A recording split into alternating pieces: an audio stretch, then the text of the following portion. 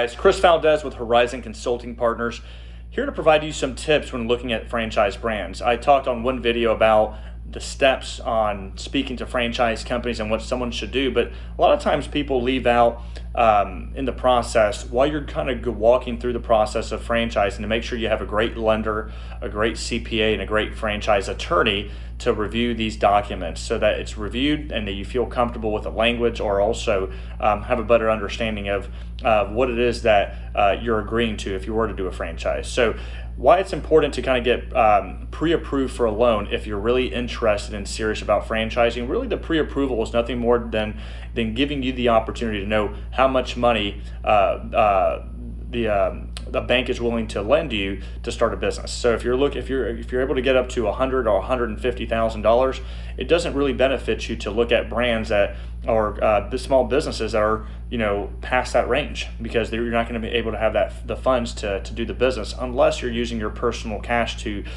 aid in the extra amount that you need. Now, if that's the case, then that's a different story. But getting pre-approved early on in the process with a lender is important. If you do it the right way with the lenders that we send you to at Horizon Consulting Partners, they do a soft credit check, so it's not a hard credit pull. They're gonna giving you essentially sending you to a website, asking you for a username and a password, asking you to look at your credit, and they'll ask you for that login information so they can assess your financial situation and see where your credit score is at. You really want to be around a 700 credit score in today's economy for a business. So if you're looking at an express loan, you want to it's a Small Business Administration Express loan is what it's called. They give you up to $150,000 if pre-approved for a small business loan. Some of the requirements that these banks want to see is that they want to see that you have a liquidity of roughly $50,000 to $75,000, probably closer to $75,000 in liquidity, a credit score of around 700. It's not saying that you couldn't go a little bit lower than that, but 700 is kind of the mark today, and they want to see a net worth minimum of $150,000 or above, of course, for this product here. The nice thing about the Express loan is that what you put down is 11% of the amount you borrow. So hypothetically speaking, if you borrowed $100,000, you're going to take 11% of that loan, which 11% of 100 is $11,000. You're going to take $11,000 out of your own cash and put it towards the business that you're starting, which is in this case the franchise. That's when once that's all the minimum requirements have been made, that's when they'll fund your new business checking account with that $100,000 or the amount that you're borrowing, of course, whatever that number is, into your new form business checking account. The interest rate is 6% variable today for the Express loan. There's other loans called like the Dream loan. They lend you money up to $350,000. Now the Express loan and the Dream loan are both 10-year notes.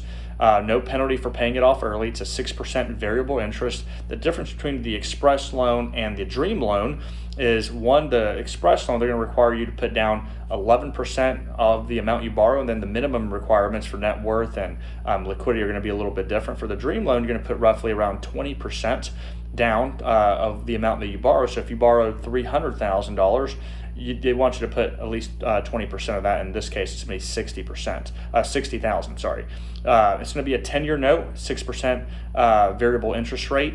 Your net worth needs to be higher, roughly $350,000 to $400,000 of what you're borrowing. You're needing a liquidity of closer to $100,000 for that loan, and then a credit score of 750 or above. So depending on the requirements, or the loans can depend on the requirements. Again, these aren't exact figures. Obviously, we'll send you to a lender so they can talk to you about that, but getting pre-approved is super important. Secondly, it's super important to also talk to a great tax professional, somebody who understands small business.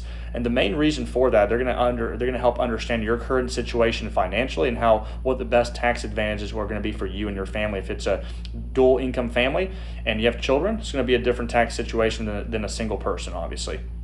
Or if you're just married, no children, right? It depends on your debt. There's going to be a lot of factors there that a tax professional could help you out to make sure that you're taking the appropriate deductions that are legal with the IRS, of course, and that's going to be most beneficial for you. So they're going to discuss tax advantages, and you should have a good accountant who understands business setup. So it can be an LLC, an S corporation, a C corporation, all these joint partnerships that someone could potentially have as well. So that's also an important step that at least our firm introduces you at the right time.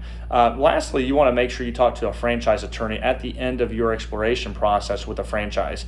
You want a good attorney that can help you look at the legal aspect of franchising, look at the franchise disclosure document, or the acronym FDD.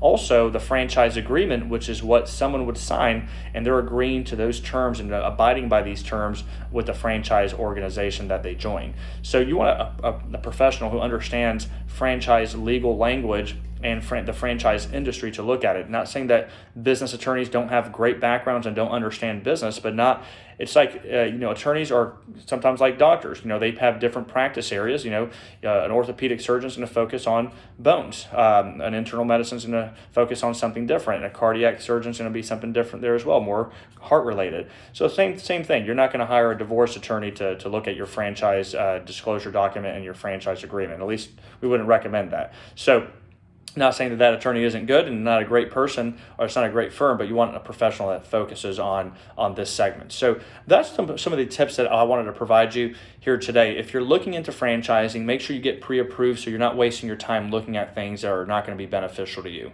Secondly, you want to make sure you talk to a tax professional. And lastly, talk to a franchise attorney.